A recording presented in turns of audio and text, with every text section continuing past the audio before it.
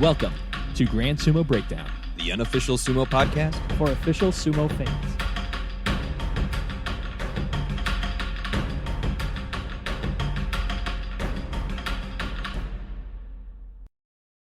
Welcome to Grand Sumo Breakdown. This is Ryan. This is Jake. This is Mac. And this is going to be our celebration and recap of the careers of a few rikishi that have recently retired. Chief amongst them, of course, is Tochinoshin, who retired midway through the Hatsu Basho that just occurred, but also a couple of other retirements, some big names. Ichinojo, very, very big name, quite very literally. big name there. He retired this past Basho, but also physically, staturally smaller name, but big in our hearts. Ishiura also retired. No less thick. That is a beefy boy. Absolutely. And I think name-wise, the same size as Ichinojo, you might say. Ishiura not quite hitting the same career peaks that Tochinoshin and Ichinojo hit, but so help him, he's got the same number of syllables. Well, that's what we're gonna go off of. You guys started it with the size of the names, so that's where we're going with this. I meant the size of the rikishi behind the name is what I meant. We all know what you meant, Ryan. No, you clearly didn't. I got to get my sass out now, so that I can be informative later here, because we got a lot of got a lot of stuff to go through. I don't know how much of I don't know. I might just skip some of it if I get tired. We'll see. Fair. But no, what I was going to say, Ishiura doesn't quite have the career accolades that these other two rikishi do, but for some reason, he was always a favorite of ours on this podcast. Did you not see that man in a mawashi? He was gorgeous. He was the most muscular person we have at least ever seen on the dohyo. I know he probably doesn't quite equal Chiyo no Fuji, but we weren't around in the 80s to watch that. Ryan is the only one who will be talking crap about Ishiura, because the rest of us loved him just fine. I'm saying, yes, I love Ishiura. I enjoyed Ishiura. I'm just saying, we probably enjoyed just not Ishiura. Worthy of talking about on a podcast. That's all Ryan's trying to say. You know what? Fine, whatever. Fleric is not here currently. Hopefully he will hop on at some point during this podcast. We'll find out. You will know as soon as we do if Fleric is joining us. I don't know. He's running 40 minutes late at this point. Yeah. So we're just kind of steamrolling ahead. We don't have time to record this later. I'm going to Texas in a couple of days, and Mac's going to Japan. It's got to get done. It's got to get done. We're all riding the steamroller together. So yes, when Fleric shows up, he shows up. Jake, without further ado, please guide us through the careers of these three rikishi. Yep. Well, as is tradition on a history episode, I did all the work. A nice change of pace. A nice change of pace. No. Okay. Bitterness complete. The bitterness is never complete on this show. You know that. 80% kidding, because I was going to do this research anyways for fun. But like that 20%, I got to just give you guys a little bit of it. But as always, when we do a history episode, not as always, as sometimes, maybe even most of the time, we have a little bit of a gimmick that we're going to do.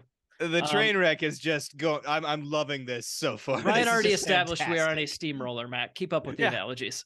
Well, some sheen. Anyway, go on. So the gimmick for today is going to be, I want you guys to have your Discord windows open, because the first one in the, just go in the regular chat, so that we can all see it. But the first one to text the correct answer to the questions that I send will get the point for each of our quiz questions. There's 9 or 10 of them, and I will be spacing them out and surprising you. So be prepared and don't knock your equipment over, Mac. I am ready, baby. You're just so excited. But the gimmick for this quiz is because we're talking about retirements. There's a trope in fiction where the guy who says, "Oh, I was just 1 week from retirement," is for sure the guy that's going to die, right? That's how it always works. So for a test question, this doesn't count, but for example, in the middle of talking about Tochinoshin, maybe I'll be like, and then he won a Yusho, blah, blah, blah. Which real life pilot was going to retire as soon as she returned from flying around the world? Quick, type out your answer. Ryan typed Danny Glover. That is that. I thought you were gonna try a question. What? Who is the actor who originally like had the line Oh, like from the Lethal Weapon movies? And I was like, I was just about to. no.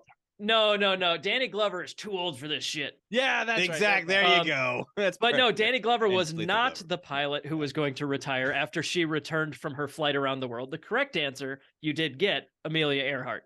So that's like our test question. That's how this is going to work. But I will sprinkle those in whenever I deem necessary. All right. Be prepared to repeat these rules if Flair. I was about to say, Yeah, no. I'm gonna say I might not bother and just see what he does. Yes. He's already walking into a Discord chat that says Danny Glover, Amelia Earhart, Sally Pride. Did you mean Sally Ride? Right. Yes. My Sorry, yeah. it's June. She's Sally Pride this month. It's Pride. It's Pride Month. But no, Sally Ride is who I meant. You said around the world. I'm like, astronaut. Levin Gorgadze was born in 1987 in a town I cannot pronounce in Georgia. It Oh my starts God, with that's too many consonants. it starts with 5 consonants. That's too many. MTSKHETA. So I'm sure like the Skip? last Hey! that's what we had to Ahoy, do. ahoy. We had to Hey, just the like flag. talking about the topic and then he would show up. We There got we him. go. Oh. Well, where were we? Oh. Just so you know, Flarek, we are mid-recording, so this is all in the episode. Yes. All right, fantastic. So, Flaric, the rules of the quiz, type the answer in the Discord chat as quickly as you can. The theme is people who said they were going to retire and then bad things happened to them or something along that joke. I'm not going to go into it again. That's good enough. Just answer the question as best you can, as quickly as you can. Sounds good. Right. So anyways, I think that's it for Tochinoshin. Born in the town with 5 consonants. We were making fun of the town name that none of us are going to attempt to pronounce that he was born in. It starts with 5 consonants, Flaric. We'll give you the first quiz question. How do you say that name? Atlanta? Yeah, pretty close. Atlanta. Yep. It's the So, correct Okay. final syllable, so yes. well, he was growing up in Georgia, the country, not the state.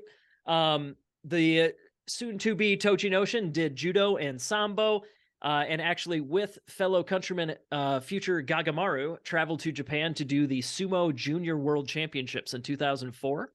And that's kind of how he got hooked, because he also went to the Senior World Championships in 2005.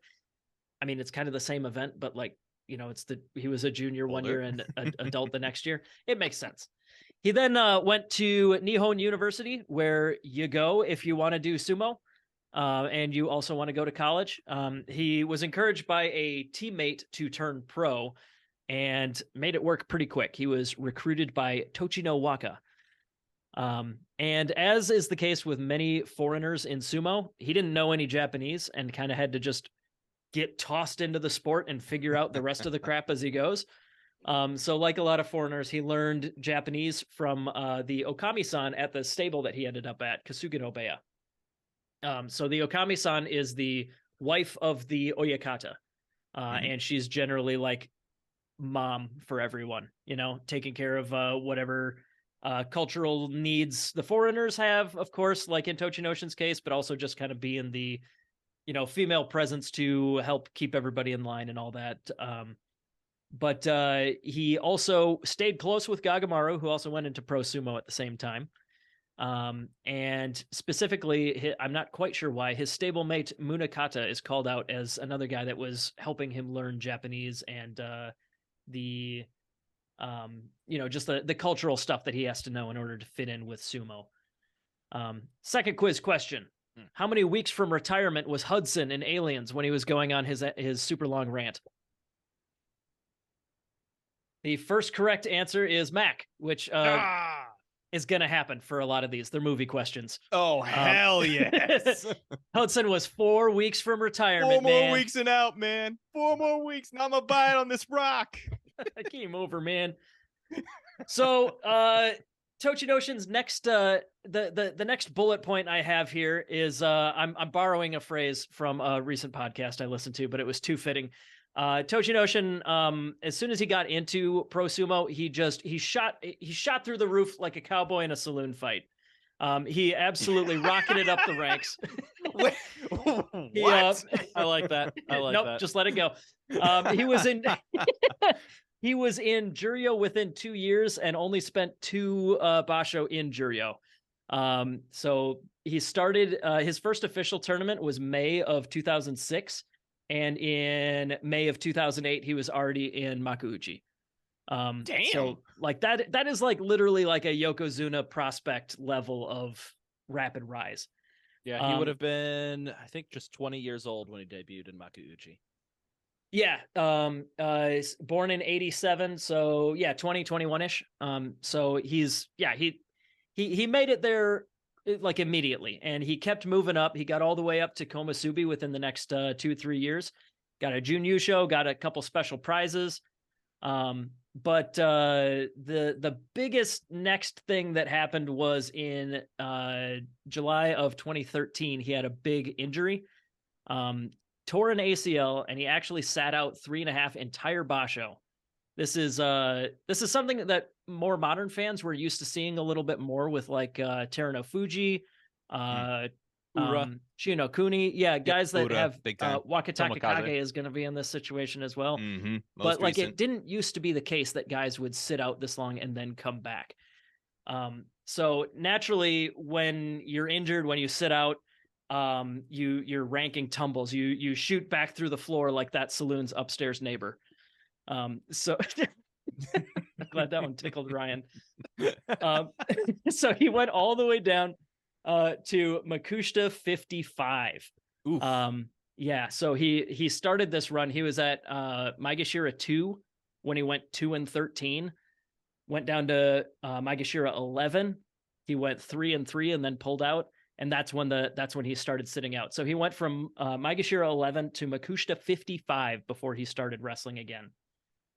So yeah, a huge drop. But he did rocket straight back up. I do not have another cowboy analogy. That one's done. Don't worry.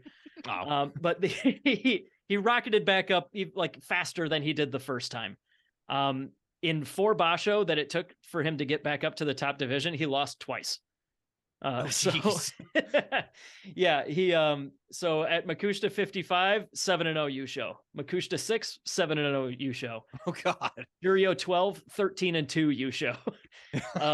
Juryo 5, 15-0 Yusho. That was only the third time that has happened in the modern era to go 15-0 in Juryo. Doesn't really happen all that much. And it is the second biggest comeback in the post-war era. Wow. At the time, it was the first biggest, but who's got a bigger one? Terano Fuji. Terano Fuji. I guess I didn't realize that. Wow. Ura is probably bigger now, just based on injury as well. Yeah, somebody who's not me, look up how far he fell. Yep, I'll do that real quick. Actually, before you do that, where was Sam Neill's character going to retire to before he was killed in Hunt for Red October? Mac with the win. It's Montana. I'm not my dad. I don't know submarine movies. Yeah. That is a classic. Well, that's going to be tough because the rest of these are all submarine movie questions. Damn it. Hold on. Let me see if my dad's still awake. I'll get him on the line and Put him on the line. Exactly. put him on speakerphone. He'll answer for me. Ura fell down to Jonidan. Dang. Okay. Yeah. Yeah. What was his highest rank before that injury? I wonder if He maybe that's was another way that they're calculating it. Maegashira 4, and then Okay. he dropped down to Sandanme, competed for a couple of basho, got re-injured in his first basho back in Makushita. That's right. Then There we fell go. from Makushita down to Jonidan, and he's been healthy since. I gotcha. Please stay healthy. Please stay healthy. Absolutely. We don't Yeah. want to do Okay. the Ura retirement episode anytime soon. No, thank you. No. But yeah, so I guess maybe at the time that this fact was written in the Wikipedia article, it was the second biggest. But yeah, you're right. And I bet you Chino Kuni is probably in the neighborhood as well, if whether or not he's at that. Whatever, doesn't matter. Tomokaze. Pretty dang big on the list for Yes. biggest comebacks in the modern era, we'll say. The only other real major like plot turning points for Tochinoshin are kind of come back to him being a foreigner again. For early on in his career, he was also punished for like staying out after curfew, kind of being a bit of a bad boy here and there. And he wore Western clothes sometimes, like out and about, which you're not supposed to do. You're supposed to wear, your yukata while you're an active rikishi. That's just, tradition. As one of the several things that the Netflix Sanctuary show kind of was a little misleading on. They don't go out in regular clothes. Like that just doesn't happen. No. That's the only thing they got wrong. Other than that, everything. Exactly. Every single other thing. Mm-hmm. One other thing, he was also beaten with a golf club by his oyakata. Wait, what? Oh. Mm-hmm. Yeah, that happened when he was a younger wrestler. His oyakata was given a warning. Oh no, maybe don't beat people with a golf club. That kind of thing.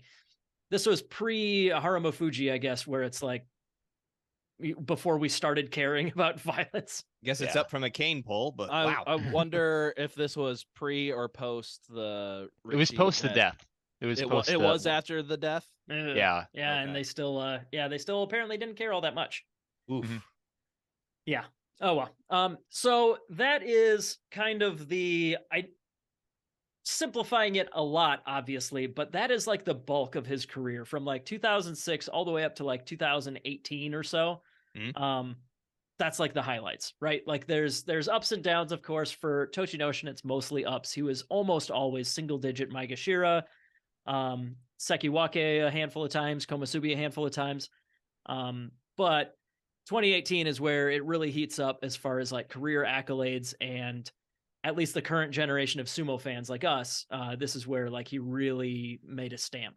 Yeah, I feel like for me, we had started our podcast in September of 2017, but I feel like I have zero memories of Tochinoshin before he won his U show in our third basho that we covered. And I mean, the first two that we covered, he went 4-11 and 9-6. So we probably didn't focus wasn't really on the radar much. And yeah, he wasn't on the radar. We probably didn't really know his story at the time.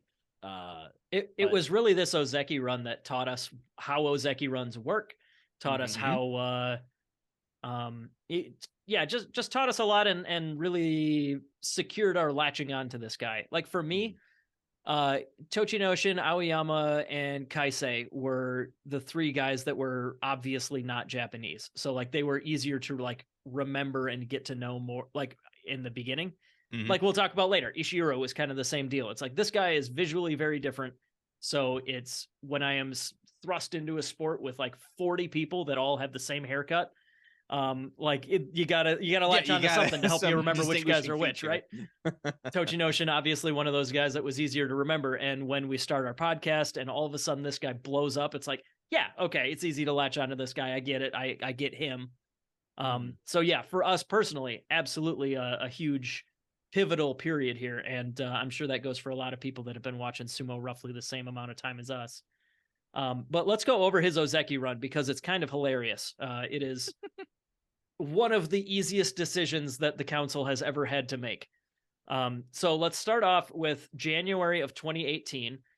Tochinoshin is Maegashira 3, and he starts out 12-1.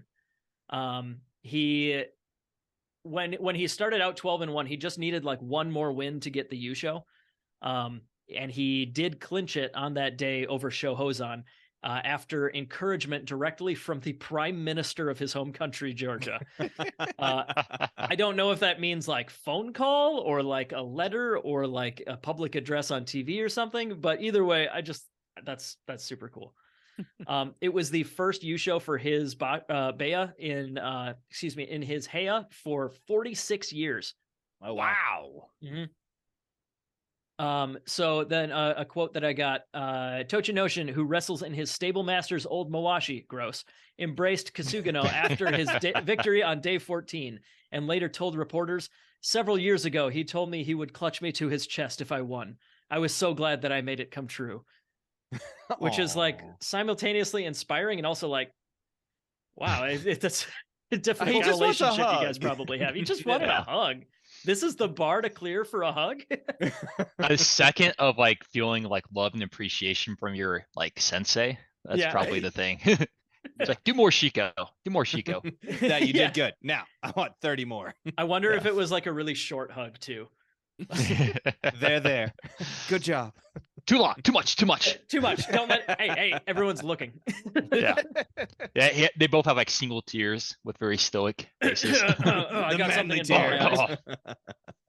eyes. So yeah, that one, that win, obviously that was Pretty good. good. It was unexpected. At least for us, it was the first time we'd seen a Maegashira win. And it was a guy that we hadn't had our eye on as much because we hadn't seen his like meteoric rise. So yeah, at least to me, I remember him being like surprising, not just for his rank, but also like, oh, I just thought this was like a regular single digit Maegashira kind of guy, right? Mhm. Yeah, it is one of 14 times in history a Maegashira has gotten 14 or more wins. Oh, wow. There you go.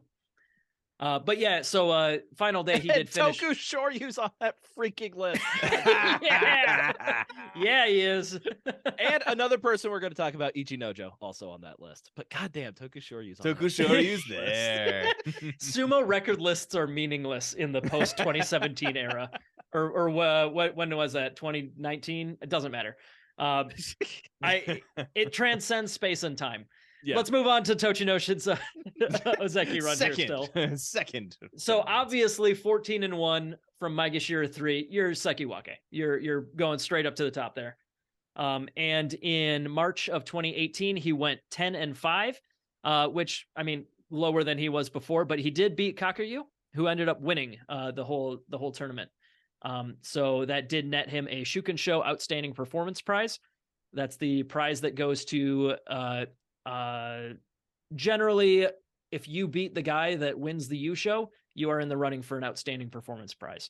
And the better you do, the more likely you are to get it. That's the gist of that prize. Oh, by the way, which he also got when he won the Yusho. Yeah. Oh. You also get it if you're a Maegashira that wins a Yusho. Yeah, that is also multiple outstanding ways of performance. winning. Yeah, it's the gist that I like to summarize it with is overperforming expectations. So yeah, that's exactly what he did. So he was Sekiwake 10-5 in March, and then in May, he went 13-2 and got the Jun Yusho, and then 2 more special prizes, of course. But the big thing that he did here was he beat Hakuho. Hakuho had beaten Tochinoshin 25 straight times. I remember we made this joke. Yeah, exactly. And then Tochinoshin wins and immediately grabs the microphone and says, "Let that be a lesson to the lot of you. Nobody beats Tochinoshin 26 times in a row. Ain't nobody. Ain't nobody." I People wish were he really did. confused how I got a mic, but yes. Yeah, exactly. They weren't sure what it was even hooked up to. What? But like I said, this was one of the easiest calls in Sumo Council history. 37 wins over 3 Basho with a Yusho. Yeah. At the time, tied for the slowest ever to get Ozeki after after debuting in the Makuuchi division. He had been in Makuuchi for 60 Basho, 10 full years before he made it up to Ozeki. It looks like his 37 wins over the 3 Basho is tied for the most wins in an Ozeki run. Not With bad. 3 other Not rikshas. bad at all. The other really big moment from roughly around this time period, Tochinoshin wasn't an Ozeki for all that long. Barely a year. Like his very first tournament as an Ozeki, he had to pull out after only 5 wins. Then he went 9-6 to save his rank after going Kadoban. 8-7, he's still kind of middling, and then a disaster in January of 2019. Another injury, 0 wins, and then he follows that up with a 7-8. So after only 1, 2, 3, 4, 5 Basho as an Ozeki, he's already kicked out down to Sekiwake. However, he's one of the few guys that have pulled off the Ozekiwake return. Yep. Which is where if you just got kicked out of the Ozeki ranks, you can get an immediate jump back in if you win 10 matches in your follow-up tournament. Obviously, it's pretty rare for people to do that because if they lost their Ozeki rank, they're probably not doing very well. But Tochinoshin was able to swing it. He got exactly 10 wins with one of the most legendary matches of all time. The his- namesake of your son, I believe, or I at do least you believe that I claimed made at a the time. promise. Yeah, at the time I made a promise that I would name my son after this incident. And because you guys haven't seen his birth certificate, you don't know if I'm telling the truth or not. But Tochinoshin started off 7-0. Great start. He lost one to Endo, but he got a Fusen win over Takakeisho pulling out. Got one more win over Mitakayumi, and then he lost 3 straight. So he's going into day 14 with 9 wins. He needs to win just 1. He's got Kakuryu and Takayasu coming up. And I don't know why he picked Kakuryu to do this as opposed to Takayasu. But he pulled one of the most shameless yet gorgeous, beautiful henkas that we've ever seen. Absolutely. Just exquisite. The context of it just made it so good. Yeah, because not only was Tochinoshin's Ozeki promotion on the line, Kakuryu was in the middle of a Yusho battle with Asanoyama, and Tochinoshin, Henka-ing Kakuryu, gave Asanoyama the win on day 14 it might not have been secured on day 14, but it gave the win to Asanoyama. It gave the edge to Asanoyama to go ahead and win that Yusho. Yeah. Just spectacular. Absolutely. All the way loved it. around. Absolutely. So wait, is Sam's middle name Henka or is it Tochi? No, I believe his full middle name is that Henka Tochinoshin pulled on Kakuryu or something very along good. those lines. Yeah, it's On day 14. On day 14 of Natsu 2019. Yeah, exactly. There you go. Yeah, had to write really small on that form to get that to fit. In what movie was Tommy Lee Jones solving one last case, but counterintuitively ended up being one of only 2 major characters to survive the movie?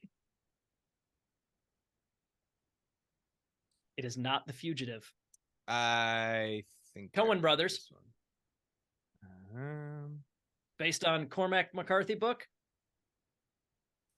Yeah, Flerick, by the way, most of these are movie questions. So The Uh, one Mac with is- Wesley Snipes. Mac They- is probably they- hold gonna win a on. lot of them. Hold on. Men Ryan in already Black. guessed the one, whoever that one guy you mentioned. Ryan gets movie. the point for Oh, No it's Country for Old Men. Dang it. I thought Yeah. too many that he's done so many good detective movies. Only took me 3 tries. And I'm pretty do you- sure in No Country for Old Men, he doesn't even like ever see the guy that he's pursuing. I No, don't remember. no. he Pretty sure does they not. don't even like speak. I was stuck on Josh Brolin for that one. Anyways, so that was kind of the last huge peak for Tochinoshin, getting that Ozeki rank back with just, as we said, gorgeous work, sir. But after that, he got back to Ozeki, went 0-15, and then 6-9. So immediately, as fast as possible, left the rank again. Never really sniffed it again. In his second attempt to do the 10-win return, he only got 2 wins and had to pull out. Yep. So yeah, never really got all that close again. Yeah, and that he was was- Kyushu of 2019 Mhm. when he went 2-13, obviously pulling out on day 5, and he was never in the Sanyaku ranks again after that. Yeah, you're right. Not even Sanyaku, barely even like single-digit Maegashira for a while. Yeah, he really never even sniffed the joy after this drop. After and- this, his best one was one time he was Maegashira 4 again. And this is and Tochinoshin, in combination with Takayasu, is the reason why Tamawashi was enemy number 1 on this podcast for a while. Oh yes. We've kind of forgotten about it and forgiven him for just because now he's just like this old guy that's still around, and it's kind of really neat to see the Iron Man streak going. But Tamawashi was taking Kotenages of elbows and costing Ozeki runs. Yeah. Back in the Takayasu, Tochinoshin. There was a third one, I thought, I wasn't feel there? like there was a There third were one. 3. There were Yeah. 3. I don't remember the Yeah. third, but Oh well. But yeah, so this was kind of like the last phase of his career here. He just slowly makes his way down. At one point, I'm pretty sure he had 7 Makikoshi in a row. I think this is right Oh. before he retired. 1, 2, 3, 4, 5. No, there was a different one. Whatever. He just slowly, but it was kind of weird. He was always in the top division up until March of this year, just very, very gradually making his way down. So it was kind of sad to see, but it was also not. It was bittersweet because we got to see him a little bit longer than maybe we expected. Yeah.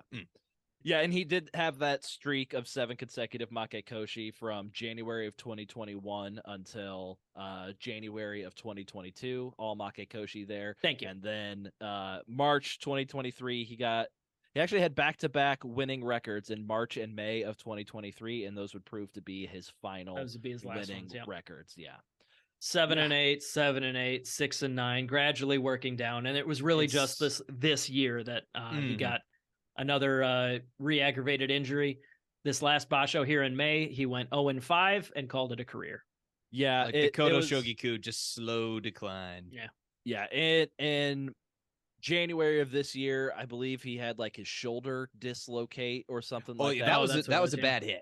Yeah, that was his final basho in Makuuchi. You could tell down in Juryo, he was not really the same. It got re-aggravated in the middle of the basho and Haru. He came back, gave it the best go he could in March of this year, but you could tell watching him in March, like even the depleted level that Tochinoshin had been, he was a severe step below that in March. He couldn't do anything in the ring. He lost his first 5 matches, pulled out on day 6, and announced his retirement from there.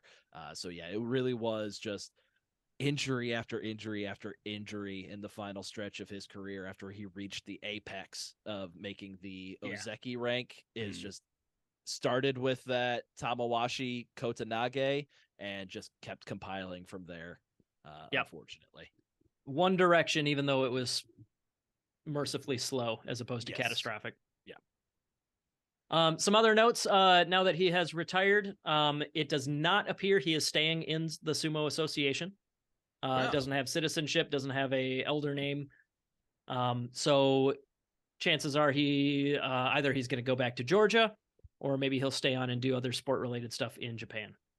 There was the interview that Ryan posted kind of gave the hints on that. He's actually going to stick around Japan selling some Georgian wine and honey, I believe. That sounds lovely. He's Mac, starting bring some home for us. Yeah, I will do my best. I will look for it. yeah, he's starting a business to import goods from Georgia into Japan. Very cool. Yeah. Family wise, he got married in 2016.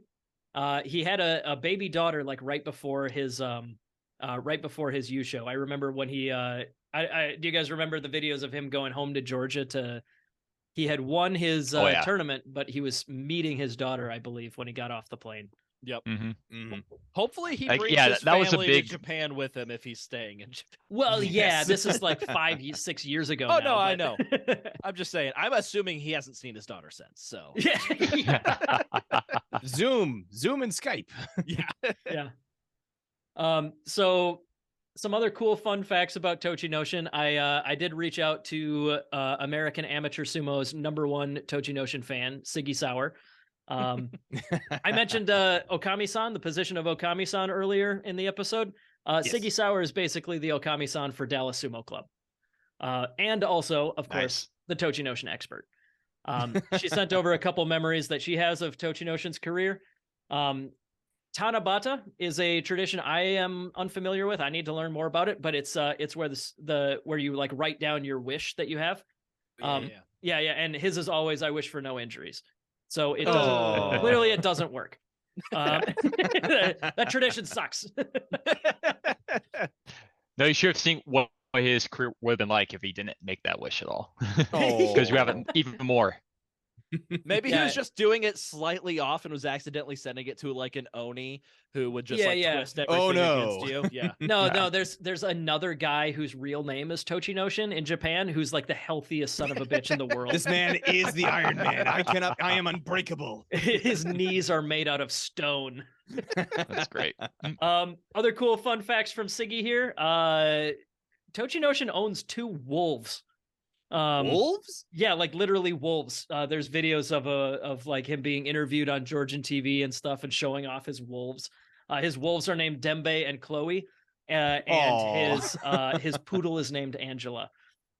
And it's great. I assume the wolves are kept at a very safe distance from that poodle. At least what I was able to find, they were not shown in the same shot. You're right.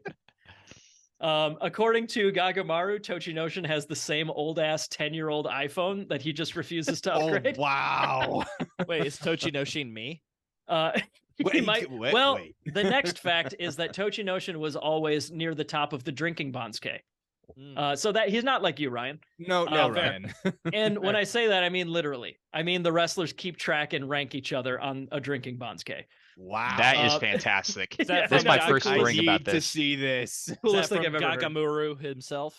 Gagamaru, Tochinoshin, and Haruma Fuji were the three that were tossed out as guys that were often near the top of the ranks. Oh, jeez. That tracks with Haruma Fuji, unfortunately. It tracks, doesn't it? Yeah. Let's see. Gabe Eunuch out of Grand Rapids said that Tochinoshin always fought with complete confidence in his style of sumo, and it paid off. Ben Marquez out of Dark Circle Sumo in Austin, Texas, got to see Tochinoshin live in his last basho, which, like I said before, bittersweet for this stretch. But Ben says that my sumo came from him and is just raw strength and power. A couple of the other memories that you guys had me write down. Ryan, you wrote down, of course, the Henka. Beating Hakuho finally, that match where he lifted Enho like a silly little baby. And both Mac and Ryan called out that anytime Tochinoshin went against Ichinojo, it was usually pretty good. Oh, yeah. Those two made some good matches. Fleric pointed out something that I thought was kind of interesting, and I didn't think of it like this, but he got us through kind of a lull in sumo, like towards the top. This was the period where Kisano Sato was still technically active, but out. Haruma Fuji had just been forced to retire, and Hakuho was really hit or miss. So there was this phase where it was Tochinoshin versus Kakuryu, and that was like the rivalry for like at least a handful of months there. And yeah, that without Tochinoshin just deciding to be the best guy in sumo for a little while, I don't know what the storylines would have been there. That's just a cool way to think of it. Yeah, Kakuryu might have 1 or 2 extra Yusho, if not 4 Tochinoshin here. Yeah, exactly. I think before we move on, we need to talk about Tochinoshin's style of sumo. Jake, trust me, I got the numbers here. Okay. I ran my Namiyama analysis. I can't remember what that forced acronym stands for anymore. I probably wrote it down somewhere. But this analysis, I take every match of the last year and group them by Kimarite, like whether it was Yorikiri, Oshidashi, how many of each of these happened. And then I compare a year's worth of data of all pro sumo and compare that to Tochinoshin's winning moves throughout his entire career. So basically what this gives me is a number of like, compared to average, how much did Tochinoshin use these moves? Or how often did he lose to these moves? Mm-hmm. So I have both winning and losing. Obviously he was a grappler. So Yorikiri, shocker, his number one move. Fully half of his wins are Yorikiri. Makes sense. That's about twice as much as normal. Normal, by the way, is about a quarter Oshidashi and a quarter Yorikiri. And then the other half is, a smattering of other throws and trips. And a smattering of the other 80 Kimarite. The other 80. Yeah, exactly. Well, no, but then there would also be Fusen wins and Hansoku wins and a couple of those. Kinjite There's wins, 5 of the non-winning disqualification. techniques. Yeah, there's what doesn't matter. But yeah, weirdly enough, Oshidashi was Tochinoshin's 4th most used move. He used it only about a quarter as often as most people do.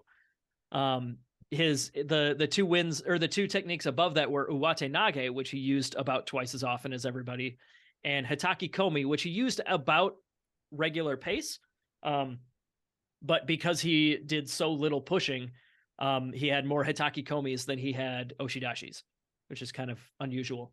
Now, real quick, during the peak of Tochinoshin's power, which is that 3 basho stretch for his Ozeki run, he had those 37 wins that we talked about.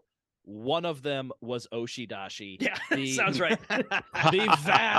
The vast majority, as we pointed out here, were Yorikiri. But yeah, when he was at the height of his power, this man got your belt and he forced you out. He didn't bother with the pushing and shoving. He went for your belt. He got it. He forced you out.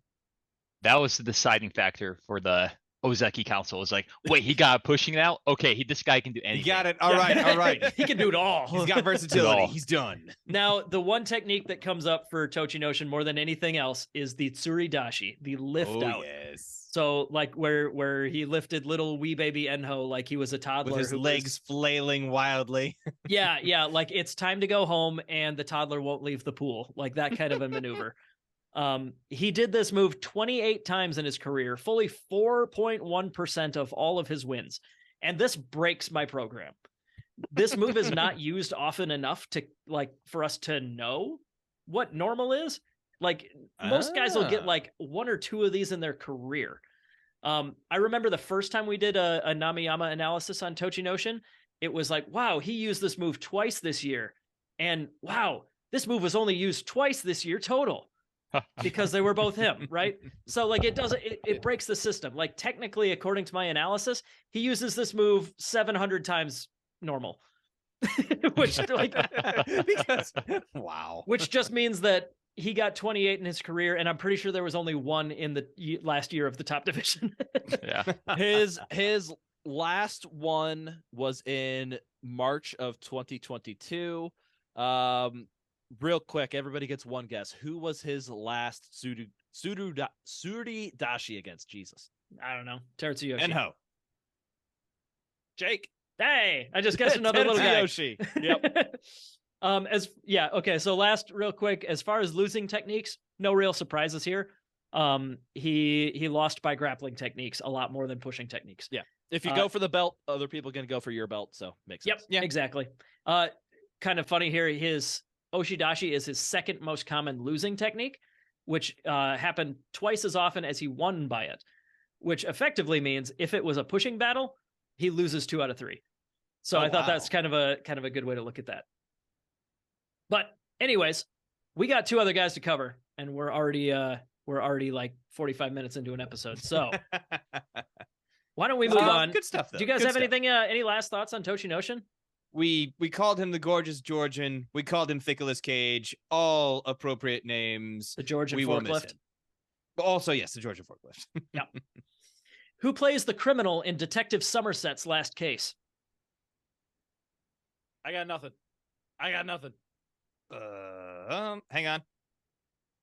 Take a guess. I bet you got it. Kevin Spacey. Kevin Spacey. Yep. Detective Somerset is played by Morgan Freeman. Yep, in the Morgan movie Freeman. Seven. Oh, 7. Sorry, Okay. the movie Seven. It's a 7 Nen. Okay. Took me a second. I was like, think wait, is how hang you on, pronounce Somerset. that.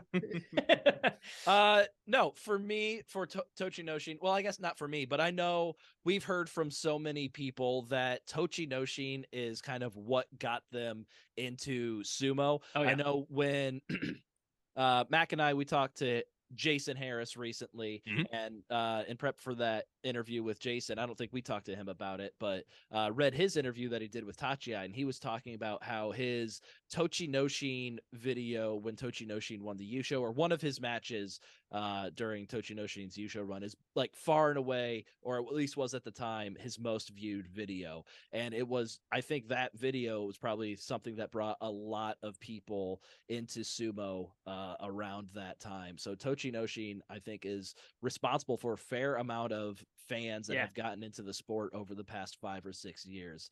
So I don't think we can really understate the importance of Tochinoshin's run in the beginning of 2018 to the expansion of sumo's popularity in English-speaking communities or just outside of Japan. Yep. Yeah, totally. And I mean, not to be crass, but I think the fact that he's white made it more of a spectacle, you know? Yeah, like it was it was unexpected. Yeah. It's like, wow, that's interesting. I didn't realize that it was more than just Japanese people. You know, that curiosity probably led to a good number of those fans watching their first actual sumo matches. And as we all know, a good percentage of the people who watch their first sumo match also watch a whole bunch of more sumo matches, because that's just how cool sumo is. It was really about time that the white man got some representation. Yeah, exactly. Been kept down too long. Wow. Yeah, exactly. Okay. Well, Ryan's racism aside, let's move on to Ichinojo. Wait, I thought Flarek was Thank the you to racist all one of on our this podcast. viewers I and thought that was a listeners joke. for sticking with us this long. We thank you. Now let me tell you about Ichinojo- why I'm voting for Donald Trump again. Okay. No, move on. Hurry, Ichinojo. Jake, hurry. All right, let me figure out. I gotta mute Ryan real quick. He's taking this one too far. Before Ryan prints a hat that says "Make Sumo Great Again," Ichinojo was born in a place in Mongolia. We're starting this off bad. Another really hard name to say. Okay. And I'm not gonna. Yeah, just for the sake of not embarrassing myself, I'm not going to try to pronounce his real name either. Suffice to say, his last name is, I believe, pronounced Ichinarov. So it's where his Shikona Ichinojo came from. Like they took several of the syllables from his real surname to assign to his Shikona, which I thought was pretty cool. Yeah. And then they changed the end of it to Jo, which means castle. So his Nice. Short for Joseph, yes. yes, Ichino Castle Joseph. Joseph. Ichino Joseph. Dang it! How is it? He's now retired, and we finally have a good joke for his name. Yeah, I'm very mad at myself now. Ichino Yeah. Joseph is his full name, his government name. Yeah. Damn it! That's really good. We've been slacking. Yeah. Come back, Ichino Joseph. We need you. Ichino Joe to his friends. Right. But his Shikona, transliterating the first part of his real surname and then adding Joe for castle at the end means that his Shikona means castle of outstanding talent, which is just That's incredible. awesome. Yeah. Wow. But anyways, he is actually younger than us. He is, which Wait, kind of what? feels weird, right? He's younger than my brother, which is extra weird to me. He was born in April of '93 in Mongolia, and as we mentioned, we did do like a brief overview of his career. I know on one of our recent episodes. Some of this is rehashing, but he is the first Mongolian to come to sumo from a nomadic background as opposed to like from the city. I think Fleric was the one who found this, but Asashoryu sometimes talks about him like he's a hick. Like he's just like some country bumpkin that he can barely. Oh, I thought it was Haruma Fuji that was saying that, but it was Asashoryu. I believe it was. It sounds more like an Asashoryu someone. thing to say for Okay, sure. fair Yeah. enough. Fair enough. I don't know. Either way, though, but he did grow up in a nomadic background. He did a lot of Mongolian wrestling, including winning a regional championship at 14. But then he did come to Japan as a teenager. I don't really know why. I don't know. Maybe it's not important to the story that whether like why he came. But either way, it was something that I'd love to know more about that. But when he did move to Japan, he kind of went into judo as like the natural successor to his Mongolian wrestling. And in high school, he tried out sumo and promptly won 5 amateur titles. Oh, good Lord. Yeah, he immediately excelled. Super tall guy. He's 6'3". He was almost that tall already at this point. He was recruited by the pros, but he did stay on an extra year. And that extra year was actually probably a good decision. He won a national title. This is 2013 here. And he was the first non-Japanese wrestler to get the Makushita Tsukidashi and started his career at Makushita 15. Like we mentioned on our other episode, that immediately and permanently put him as the highest ranked guy in his stable. Like for his entire career from day one, he was the boss. Wow. Just thought that's really funny. But yeah, so he immediately went 6-1 twice, got to Juryo. He won via playoff in his first Juryo Basho, lost via playoff in his second Juryo Basho to Tochinoshin. Forgot to mention that earlier. Ooh. And the only time he would ever sniff Juryo again is after 2019 when he started piling up the injuries here and his retirement in most recently. But in between there, pretty solid run. This guy just kind of like Tochinoshin, absolutely rocketed to the top. Let's see. He was a Sekiwake in his 6th professional basho. Yeah. Absolutely nuts. Well he did that done. by that playoff loss to Tochinoshin and Juryo. He was still upper Juryo, so like he came into he made his Makuuchi debut at 10, Magashira at 10, a lot higher than guys normally get. They were a lot more lenient because it looks Also that yeah, when we saw Tochinoshin had that 15-0 basho in Juryo, he was like Juryo 4 or 5. He went up to Maegashira 8 the next basho, something we would not see nowadays. No, nowadays they're harsher on the Juryo guys. So yeah, that's not. But anyways, in his very first to get to Sekiwake, his debut tournament in Makuuchi, he got a Jun Yusho. His only losses were to Hakuho, no surprise, and Ikioi. Ikioi? Not the guy I would have guessed, but he No. beat Kakuryu. He beat Kisano Sato and Goedo. Even as a Maegashira 10, he was doing well enough that he faced 2 Ozeki and 2 Yokozuna. So pretty cool that I just think that's just a meteoric rise, just like Tochinoshin. That's really cool. Was he 400 pounds at this point? I think well he came over, in. probably. Yeah, Okay. I think His he weight came in did fully fluctuate a lot. formed. Yeah, Well, yeah, I know, exactly. and that was something curious that I was reading about Ichinojo is his weight did fluctuate. Yeah, according to Sumo DB, like his entry stats were 190 centimeters and 183 kilograms. 403.5 pounds. Yep, and 6'3" from the top. So like, And I mean, 6'3". by that point he was like 18, 19, like he was done growing height wise. But he went roughly 400 to 500 pounds. He fluctuated quite a bit there. That's 185 to about 225 kilograms. Whew. So yeah, a lot of fluctuation, and as we'll get to later, probably a factor in his retirement, probably a factor in why he had some injuries. But yeah, after this rocket straight to the top, he did plateau kind of hard. He never really had a consistent high ranking again, like he did for that first year or two. But he was mostly single digit Maegashira, some Sanyaku. He got actually a handful of Kinboshi, quite a few. He was the leader when he retired Yes. for Mhm. most Kinboshi, active rikishi with a Kinboshi. I actually just went through compiled stats. Yeah, is he still top 10 overall, like ever? I'm not sure. Okay, at some point he was. I would because assume he had- nobody's passed him since then. Well, yeah, good point. Well, when you charge into him, it's like hitting a brick wall. A brick wall with like a mattress in the front of it, but the wall Well, isn't yes, going but anywhere. still. That's But not yeah, no, he moving. had real quick on the Kinboshi, he had 9 of them. Jeez. I've got 2 questions for you guys. Yes, First, how many Yokozuna did he get a Kinboshi against? I'm not going to say anything because I have it in front of me. Okay. How many? Like, as in different? How many Yes, different How ones? many different Yokozuna did he collect a Kinboshi against?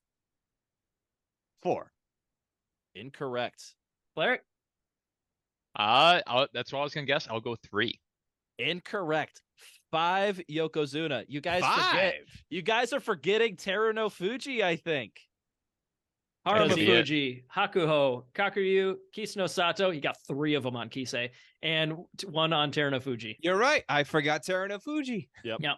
So yeah, but what that says about him, the fact that he didn't have super consistent success, but he did have these Kinboshi all the time, he could beat anybody. It was, I think his body was probably the limiting factor in his in his overall career trajectory. Like, for example, in January of 2019, he beat 2 Ozeki and 2 Yokozuna and finished 6 and 9. Like, this guy is geez. so inconsistent match to match. And a lot of it is our theory, and what turned out to kind of be the case when he retired. What he said was just injury and the cautiousness that comes with making sure you don't get injured. Like, I have his numbers here on his winning techniques as well. Only 1 Yori Taoshi loss in his career, which I think is in large part because when he would get to the edge, he was very famous of like, if I'm going to get pushed out, oh, well, I lose. I don't He's care. going to step out. Yeah, he got that Snorlax nickname that, like, yeah, he'll fall asleep sometimes for half a basho, Mm-hmm. he's not the guy that will fight to the death at the Tawara for that very low chance of winning. For him, 1 fall off that dohyo could be the end of his career. When you're 500 pounds, you land harder. So I do think that's a major factor, and his lower back was just historically an issue.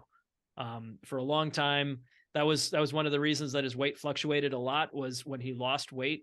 It might help his sumo, but it would definitely help his back. So sometimes it'd go up and down. He just wanted to be, he was just in pain all the time. And that I feel for him on that front. But recently here, he kind of did throw out a little bit of that goodwill. As we Yeah. talked about on the show, there were a couple scandals here towards the end. There's the assault of the Okami-san of his Heya. I don't know what that means, but apparently the Sumo Association decided it wasn't very minor.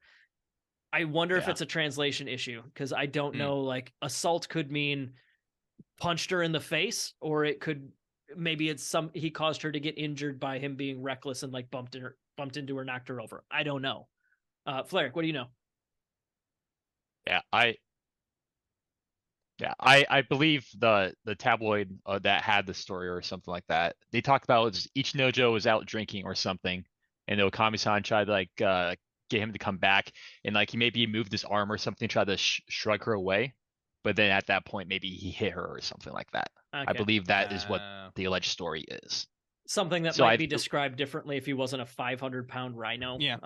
Yeah, yeah. and that might be the reason why the Sumo Association said like not a big deal, because it seemed like it was an accident, but even then, like it's just if you're like drinking that much, you were very reckless, yeah. And it does turn out drinking was an issue for him. Sometimes it'd be excessive, sometimes disruptive.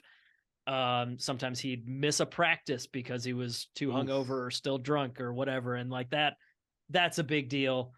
A lot of these things kind of piled up until tabloids blew up at the in 2021, or excuse me, 2022, was it? When did this happen? Was that January of this year? It was when he was suspended January of this year. So I think then it would have been late last 2020. Right. So maybe. this all broke in the fall here.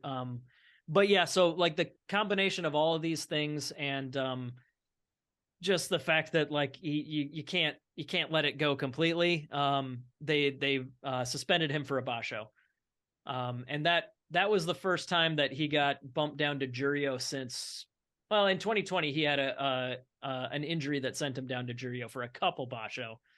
But other than that, this suspension put him down to Juryo 3, and that was the first time he'd been down to Juryo in a while. He immediately went 14-1 and won the U show down there, but then retired before taking the stage in May, primarily citing his lower back. But yeah, there's enough going on there that it was time for him. Which, yeah, it's a bummer, because it's clearly his size is part of why he succeeded, and it's part of why he didn't last too long. So yeah, he will not stay in sumo. That has already been decided. And who really knows from here? Have you guys read anything on forums or announcements or any news on this guy? No, I think it's been pretty quiet on the Ichinojo front. I don't think there was definitely some bad blood at the Heya, and I don't know that there's a whole lot of love lost with Ichinojo and the JSA or Sumo, so I just doesn't feel like we're going to be hearing a whole lot about Ichinojo moving Probably forward. not. Yes. So, before we get into the numbers on his techniques, a couple memories that were shared. Ryan made sure to phrase it as his frustrating ability to take half a basho off. Totally agree. Yes. Got a nice quote from Gabe Unick here. He said, "I loved Ichinojo's style. When he fought his best, he was patient, which is something a lot of wrestlers aren't. He would get into a belt grip battle with an opponent, plant his feet, and wait for them to overcommit, and then he'd slap them down. There was a tournament where he finished runner-up to Hakuho, where he won like 7 matches by slapdown. A lot of sumotori don't have patience. They always feel like they have to be doing something. But if you get into a decent position, it's not a bad idea to just wait and use your opponent's decision against them." End quote.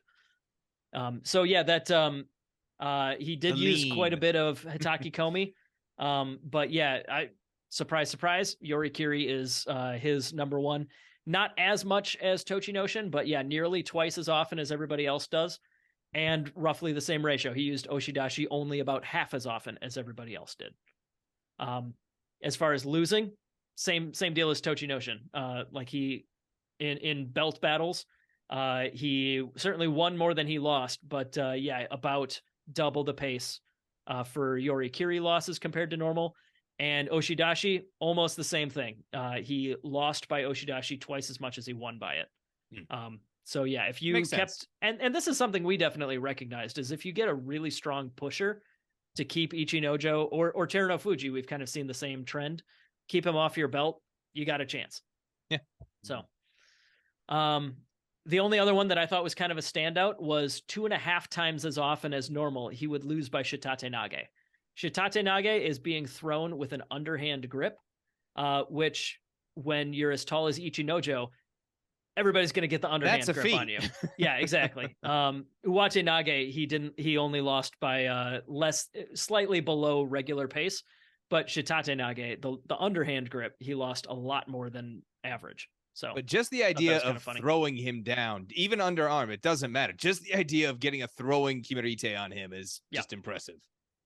What happens when Colonel Blake is finally sent home from Korea in MASH? Yeah. Okay, well, Mac is correct. He dies. How? Plane. Yep.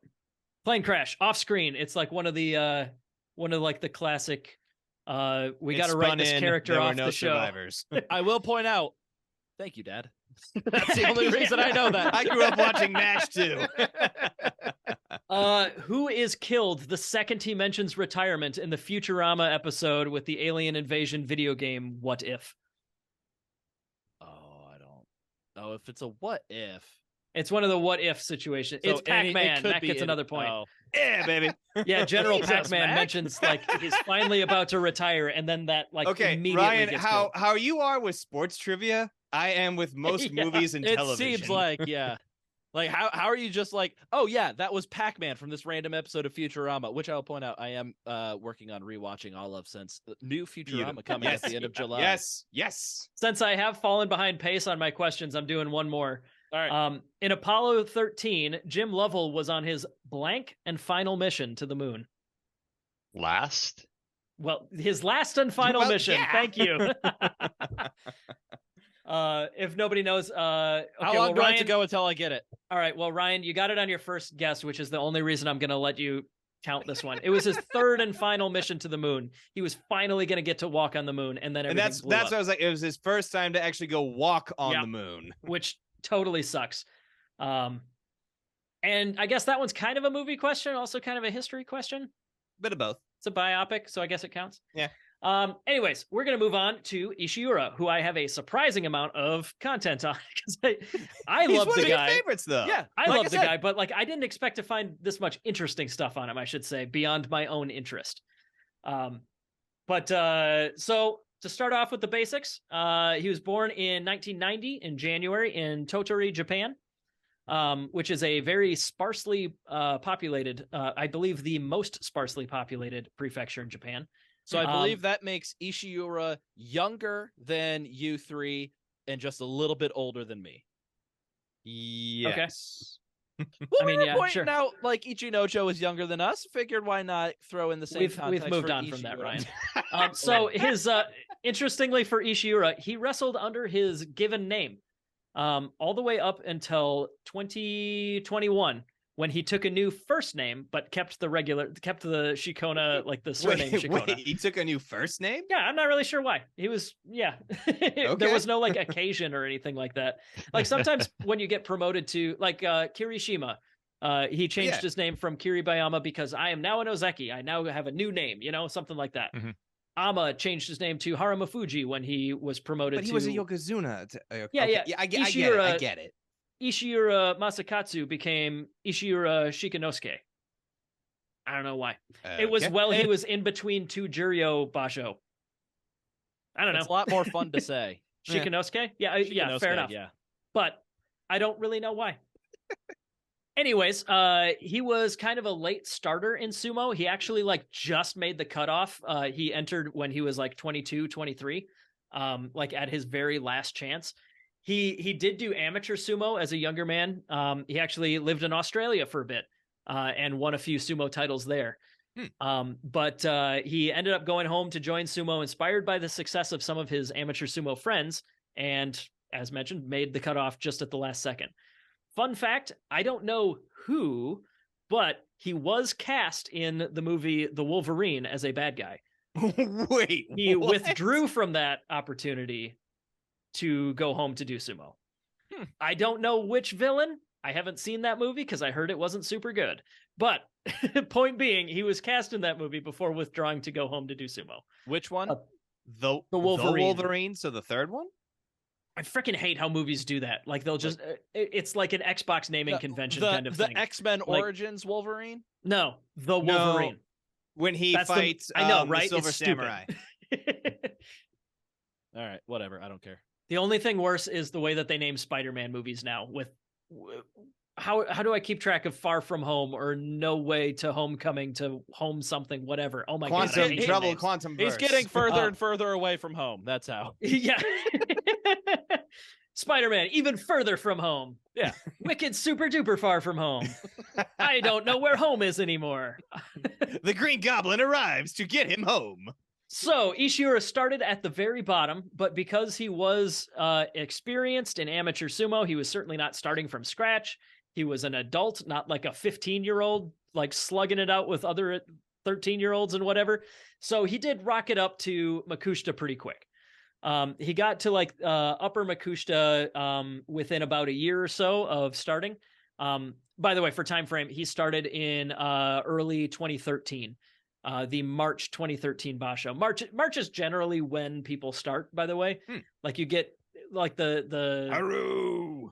yeah, the Haru Basho is traditionally when more That's a recruits join. Futurama reference. Yeah. What's up, Fleric? The reason for that, that's when high school graduation happens kind of right before that. There you go. And so that's like the first basho after. But he went 1, 2, 3, 4, 5, 6, 7. It was his 8th Basho before he even got a losing record, and that was at Makushita 2. Dang. So yeah, pretty solid. Not like the rise that the other two guys we've talked about had, but like very clearly like a this guy means business kind of rise. Part of that probably because he was Sukebito to Hakuho. So pretty good guy to be spending time around if you want to get better at sumo, right? And I mentioned his prefecture that he came from was that not super populated. He was the first Sekitori from Totari in 52 years. Goes all Wow. the way back to Koto Zakura, who was a Yokozuna in the 60s and 70s. But either way, within 3.5 years, in mid or late 2016, right when a certain pack of Iowa dorks started watching sumo, Ishiura made his debut in the top division, and for me, instantly became one of my favorites because he was like 1.5 foot shorter than everyone else. Yeah. He was 5 foot 8 5 foot 9 inches. Yeah, no, he was ripped. 5'9", 267, or 174 centimeters, 120 kilograms is about where he's at. So yeah, he's certainly on the lighter side, but not by as much as you'd expect. That's because Built. muscle weighs more than fat. Yes, it does. He And had traps for Ishiura days.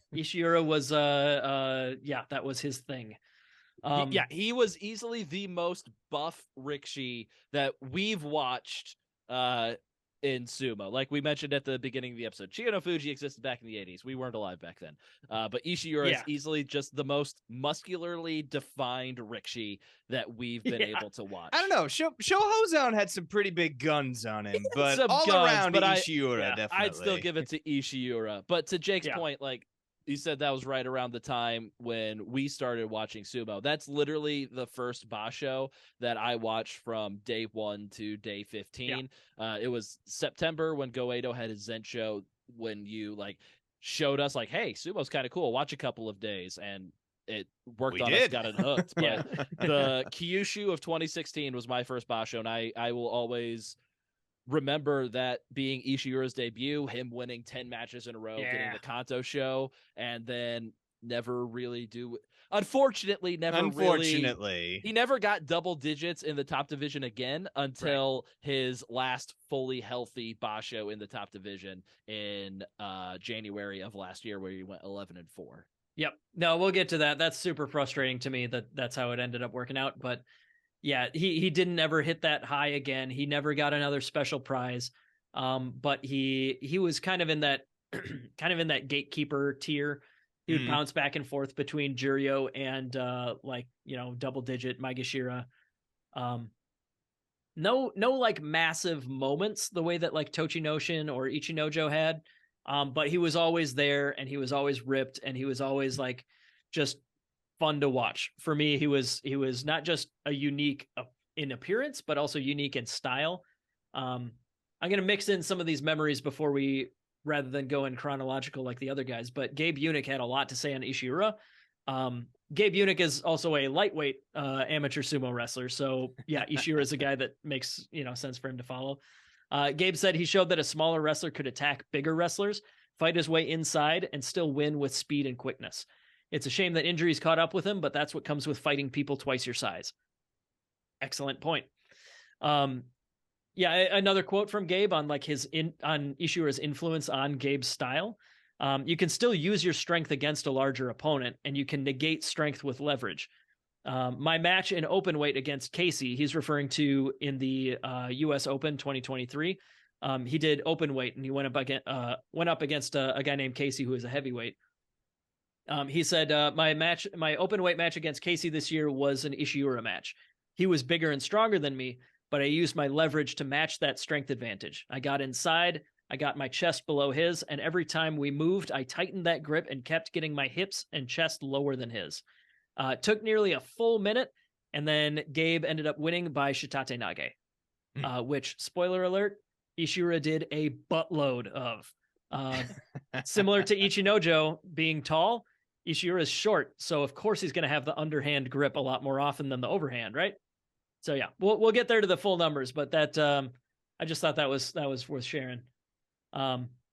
So yeah, after one of the only real moments here to call out in this stretch before his kind of downfall, I guess you'd say. He had one of the weirdest, rarest kimarite in all of sumo. He hit the Mito Korozame, I believe is how you say that. That is a triple attack. So at the same time, you do an inside trip with one side, a thigh grab on the other side, and you push your head into their chest. And the way it kind of works is you kind of just like tie the guy up and like just handcuff him with like confused, grappled all over at the same time, and then they just fall flat on their back. Super cool move, super rare. I don't understand how the guys that call out the kimarite see this happen in real time and then immediately call out how it happened when it's something. This hasn't rare. been seen for 20 years, but I totally know what this is. But it is my job to call it out immediately when we're announcing the match. Yeah. Let's see some other stuff that happened in 2019, starting in Aki of 2019 in September. That was the first time that Hakuho got to do a Yokozuna Dohyo Iri with two stablemates. So Ishiura, so that when a Yokozuna does their own ring entrance ceremony, they have they have two guys that accompany them and take part in that ceremony. The sword holder and the dew sweeper. The dew sweeper. Exactly. Yep. Yeah. So Ishiura, I believe, was the guy that held the sword. But once Enho got up to the top division, Enho, Ishiura, and Hakuho being from the same stable, those are the two guys that Hakuho picked to accompany him. And I thought that was one, super cool because like I get to have my two proteges right next to me and like we all get to be on stage at the same time. And second, because it made him look like a freaking god. It was a Russian doll kind of situation. Yeah. This absolute man tank standing between these two like regular height humans made him look enormous. It was legendary. Like it was this. It's it was almost cartoonish how cool it was, like seeing that size discrepancy. But yeah, either way, pretty cool. Last incident I have here before we get to like the end of his career. I didn't even know about this when it happened. Maybe we mentioned it, but briefly. He got docked pay for getting into a fight with a stablemate in 2020, which led to Hakuho needing to step in to separate them, and Hakuho not letting him be part of that ring entrance ceremony for a basho. Oh man, I did not hear about that. No. Yeah, I don't know how we missed it, but Hokaho, because apparently that stable cannot pick a different naming convention. A lot of stables have. When you have a these are too close though. Yokozuna. Hakuho, Hokaho, Hakuoho. Yeah, it's getting ridiculous, you people. Stop it. Hokuseiho. But yeah, so towards the end though, he did have two COVID pullouts, one for him and one for I believe there was the couple tournaments where like if anybody in your stable pulls out, everybody's got to pull out. Yeah, right. So that happened. And then in 2022 was his neck injury. He got a pinched nerve, and that inevitably ended his career overall. at his career high rank of Maegashira Yeah, 5. He such a bummer. He hadn't been at a career high rank since he made it up to Maegashira 8 in 2017. And 5 years later, he finally makes it back up there. And in one of his first 3 matches, he gets this injury. It was Kota no Waka, yeah.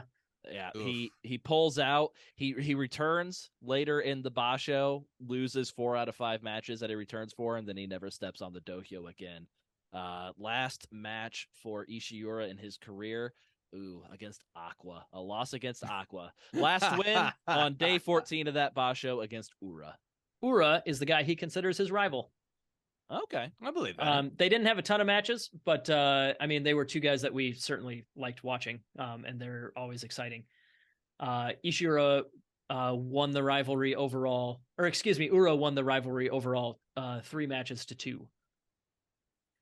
Which Simpsons character does not have a retirement fund because they don't expect to live to retirement? It's not Krusty the Clown. It's not Homer. Do you have a guess, Flerick? I do. Flerick coming in. It's not Barney. It is Chief Okay. Wiggum. Oh, Wiggum.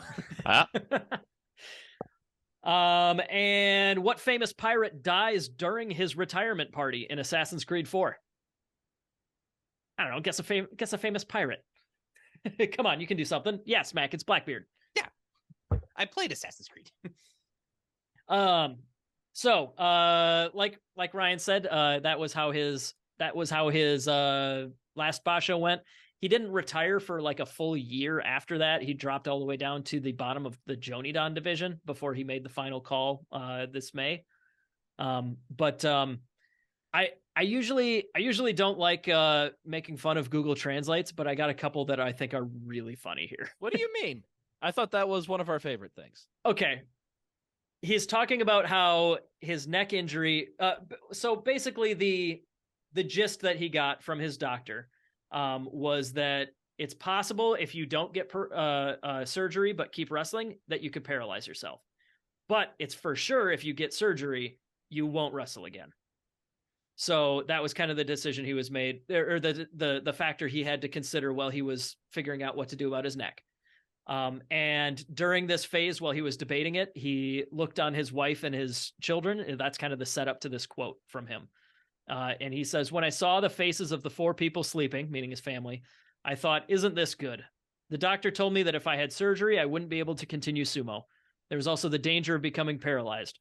I want to watch over my child's growth with a healthy body. I had a dream of becoming a sanyaku, but I realized that seeing the faces of the 4 of them was my greatest happiness. Rice Field." Rice Field? I don't know what Google saw there, but that was the quote. This beautiful, right. I need to be there for my family, Rice Field. Now I'm envisioning him staring off at a farmland with the sun hanging off at one side. He's like, yes, I must. I can't neglect my family or this patty here. But yeah, so that was kind of what made him make the decision. He will be staying in sumo. He actually got a sumo elder name, Magaki, which I believe is the one that Hakuho held for a little while before he became Miyagano. Yep. But Magaki was held by the former Chiku Bayama, who could have held it for a few more years, but gave it up early. In sumo, you have to give up your name and your slot in the Sumo Elder Society. There's a mandatory retirement age. Usually 65, but there's a few positions that are different ages. I think this was one where he could have stayed on until 70 or something.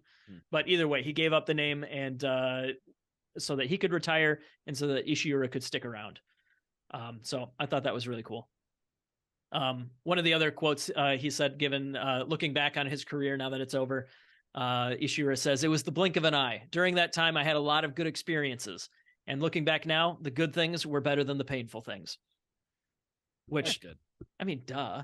Yeah. Well, of course, the good things. No, I get what he's saying. I get what he's saying. A lot of sports people will tell you the losing sucks more than the winning feels good. So it's good that he's able to look back at the winning more fondly than worry about the losses or literally the physical pain that he was in. Yep. Last thing on Ishiura before we do a quick glance at the numbers and then call it a night. He actually was sponsored by McLaren, the car company. Oh, wow. Yeah, this is actually all the way back at the beginning here in 2017. Wow. So yeah, it's something that I know that we didn't really cover because I don't think we knew about it. But like he was sponsored by McLaren and given like he was given a Kesha Mawashi with the like this bright green sports car, and you can find pictures of that online. And on his birthday during the January Basho in 2017, he was given a ride to the Kokugi-Con in a McLaren.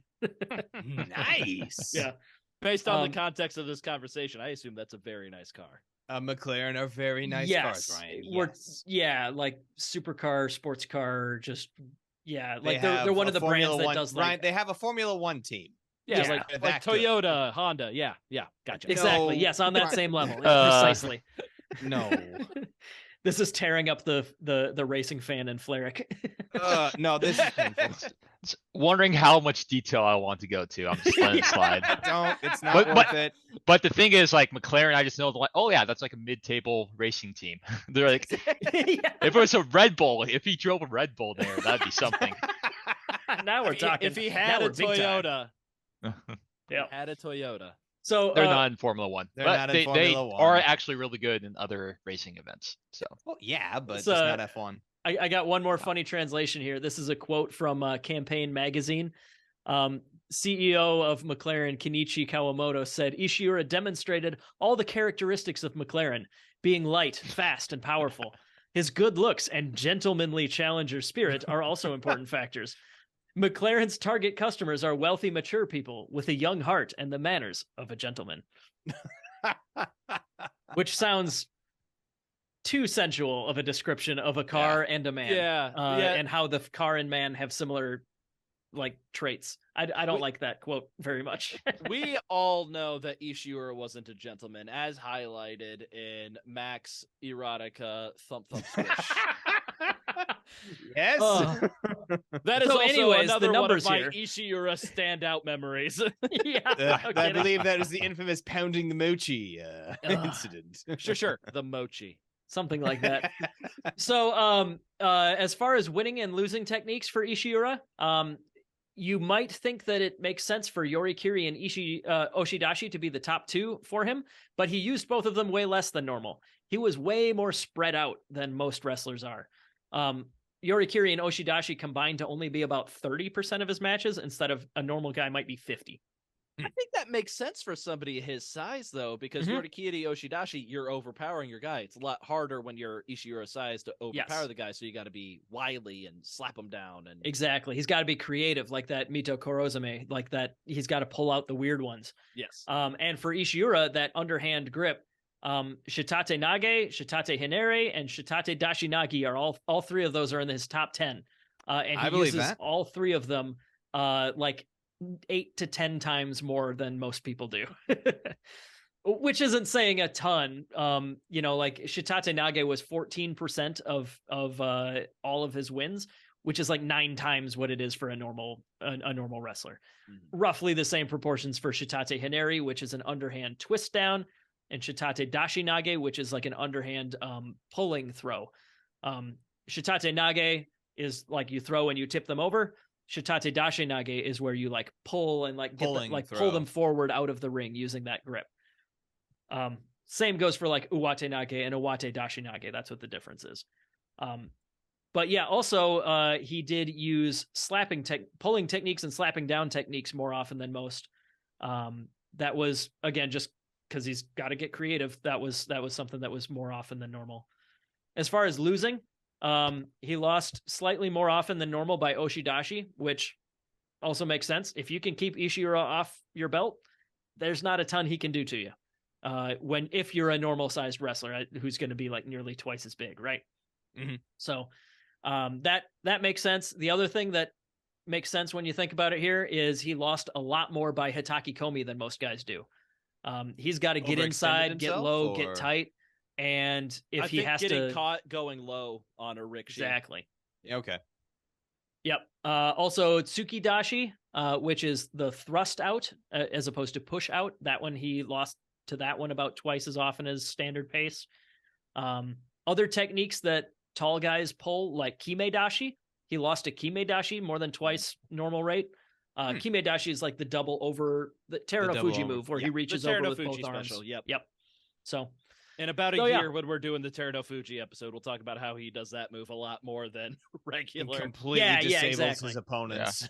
and one that was kind of statistically insignificant, but still wanted to bring it up. He got carried out by Tsuridashi 4 times in his career, which is a lot more than normal. That's one that you might have 1 or 2 in a career. So I bet infinitely more than. Actually, I want to check. Did Ichinojo ever lose to Tsuridashi? I would. Be, I would be I would blown highly away. doubt it. yeah, because I checked. I did check. I wanted to see if Tochinoshin ever got him with it, and he did not.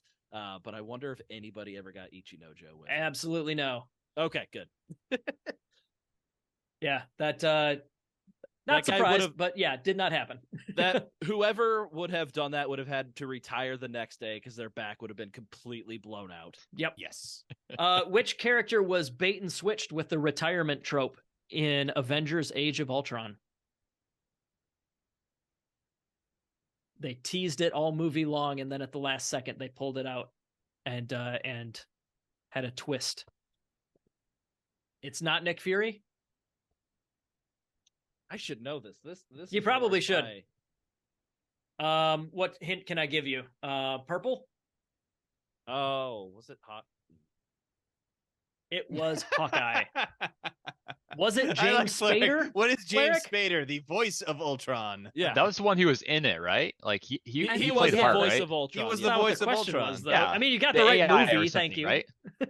Yeah. No, the correct answer was Hawkeye. They were doing the like, I'm just gonna retire in a week, and then Age like, of Ultron was the one that focused a lot on Hawkeye. Yeah, that's right. I and forgot. there was like different like shots, different lines that made it super obvious that they were doing the death tag or the death what do you call it?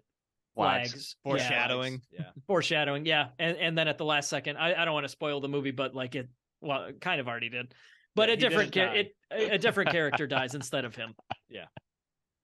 But that is the end. I'm pretty sure Mac I stopped keeping track because Mac got the first like 4 or 5 of those. Yeah, Yeah, Um, I'm good. Mac won. But that is Tochinoshin, Ichinojo, Ishiura getting the full GSB treatment with a stupid quiz gimmick and everything. Mhm. If you have anything to add on these 3 guys, let me know. Any of you guys? Yes, I do have one thing. I shared this with you, Jake. But I was just curious, head-to-head records amongst these. Oh yeah, three thank you.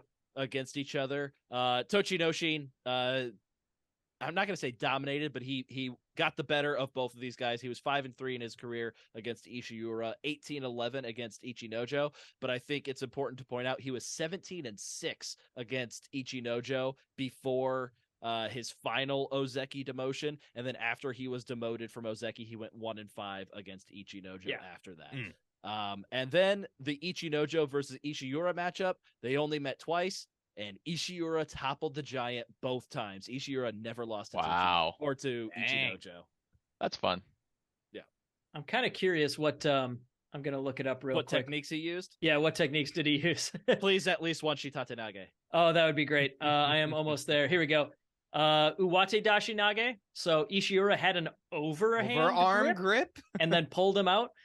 And Shitate Nage. Hey! Yep. It Did it to Travis. everybody.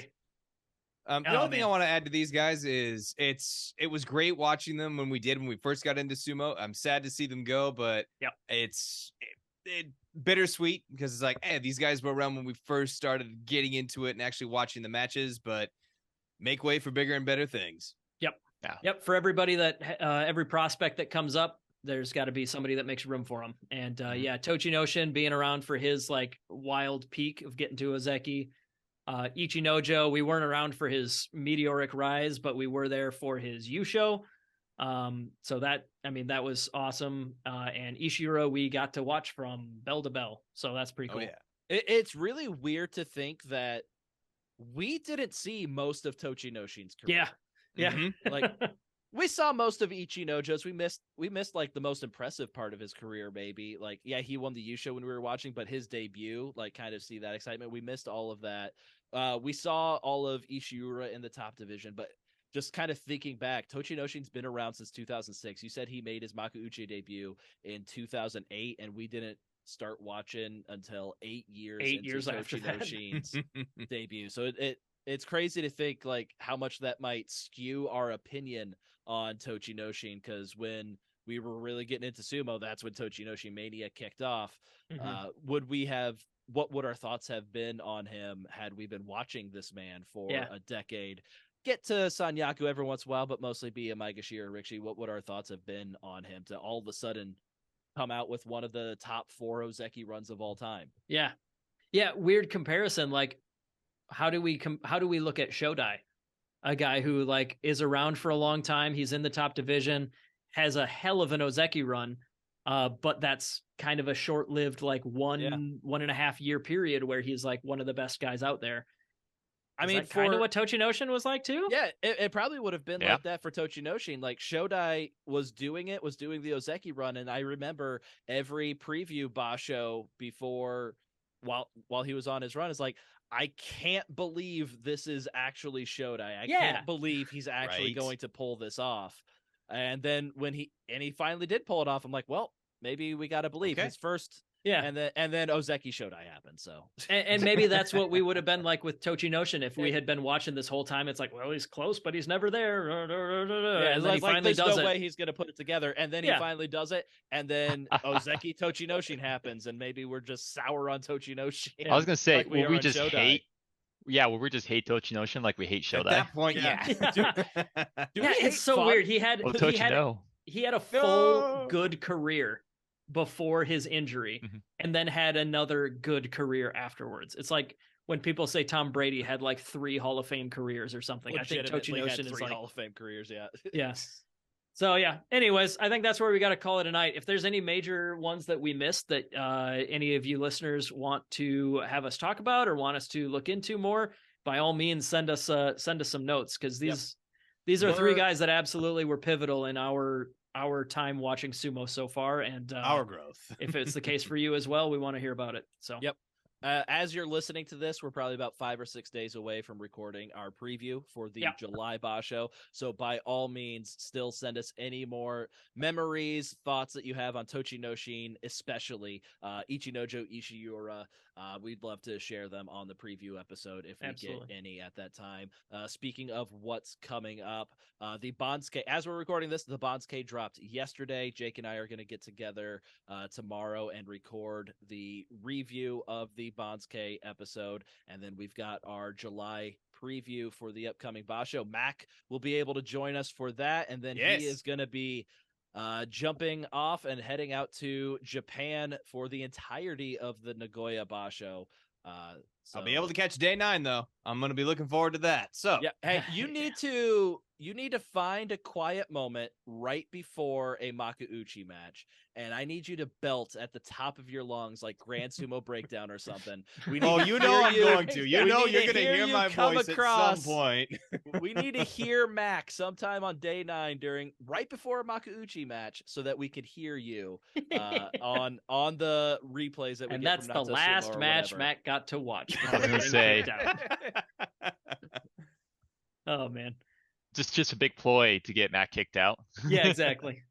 Hey, if he can yell Grand Sumo Breakdown so it's audible on these episodes, or not these episodes, but on like the match compilations for the day, it's worth it to me. It's a sacrifice I'm willing to make. Yeah, Mac getting permanently banned from Dolphins arena in Nagoya. Hey, according to Jason, they're building a new stadium. So maybe if I'm banned from the old one, I won't be banned from the new one. Do bans carry over? I don't know. We'll find out. All right. So join me next time. We've got a lot of sumo coming your way. Thank you for listening. Thank you for listening to Grand Sumo Breakdown. Until next time, Throw your salt high and keep moving forward.